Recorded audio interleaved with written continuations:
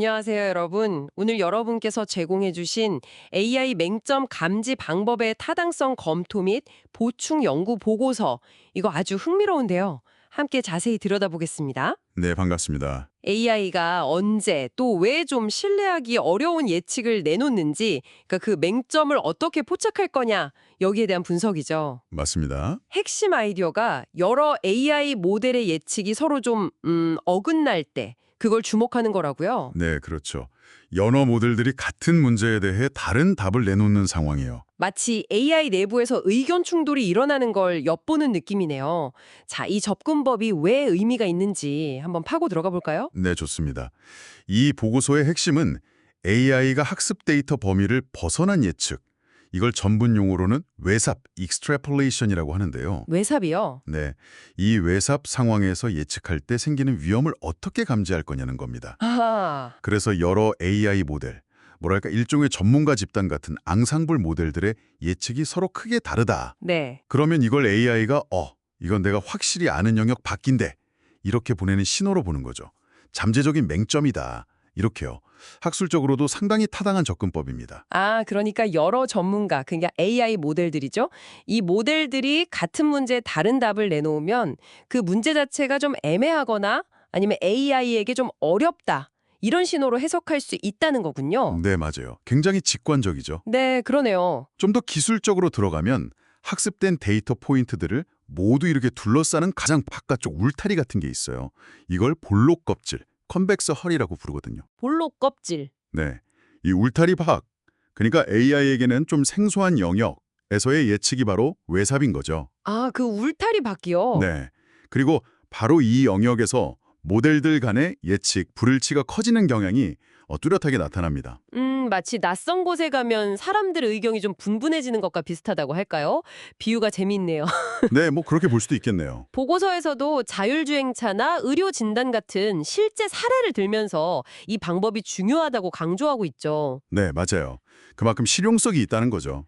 MIT나 마이크로소프트 연구에서도 모델 간 예측 차이가 어떤 기준을 넘으면 운전자에게 경고를 보낸다거나 아니면 시스템을 더 안전한 모드로 바꾼다거나 네, 그렇죠. 이런 식으로 실제 안전 조치를 취한다고 하니까 이게 그냥 이론에만 머무르는 게 아니라는 점이 인상 깊습니다. 맞습니다. 실용성이 분명히 입증되고 있는 방법인데 근데 또 보고서에서는 이게 만능 해결책은 아니라고 딱 지적을 해요. 아, 그런가요? 어떤 점에서요? 예를 들면 베이지안 방법론 같은 경우는 예측이 얼마나 불확실한지를 확률적으로 좀 더 정교하게 계산해 주거든요. 네. 그리고 뭐 MC 드롭아웃 같은 기법은 모델 내군을 약간씩 바꿔가면서 예측이 얼마나 안정적인지를 테스트하는 방식이고요. 이런 다양한 불확실성 정량화 기법들이 또 존재한다는 거죠. 아, 그럼 이 모델 간 불일치 방식만의 구체적인 한계점 같은 것도 있겠네요. 비용 문제도 아까 잠깐 언급하신 것 같고. 네, 가장 큰 한계점 두 가지를 꼽을 수 있을 것 같아요.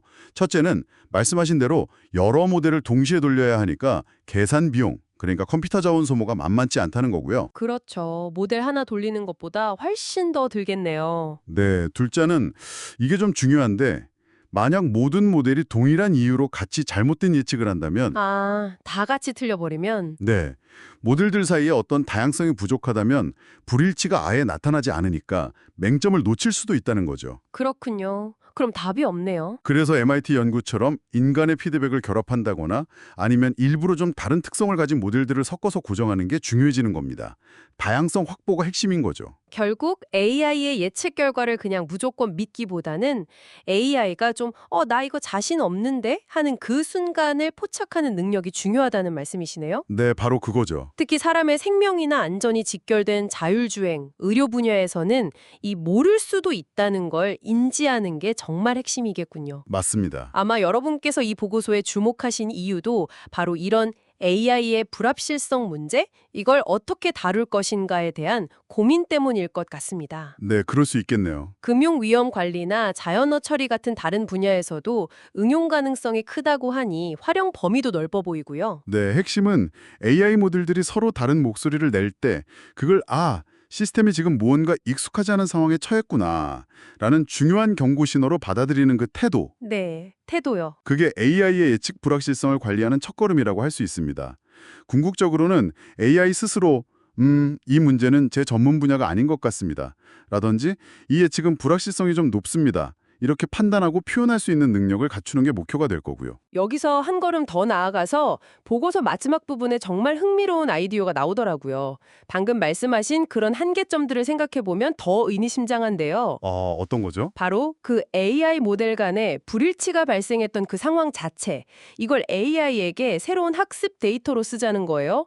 일종의 자가개선 메커니즘 가능성인데 네네. 그거 흥미롭죠. 그러니까 AI가 자신의 불확실성을 느꼈던 순간, 즉, 내가 이걸 잘 모르는구나 라고 판단했던 그 경험이 있잖아요. 네. 그걸 통해서 스스로 배우고 발전하게 만들자는 거죠. 어떻게 보면 실패나 불확실성을 성장의 발판으로 삼는 우리 인간의 학습 과정하고도 좀 비슷한 면이 있어요. 그러네요. 자, 오늘 분석을 마무리하면서 여러분께 질문 하나를 던져봅니다. 만약 AI가 이렇게 스스로의 한계를 인식하고 그 경험을 통해서 끊임없이 더 나은 판단을 내리도록 진화한다면 미래에 우리는 AI와 어떤 관계를 맺게 될까요? 스스로 배우고 성장하는 AI라니 단순한 도구를 넘어서는 어떤 존재가 될 가능성까지 생각해보게 만드는 지점인 것 같습니다.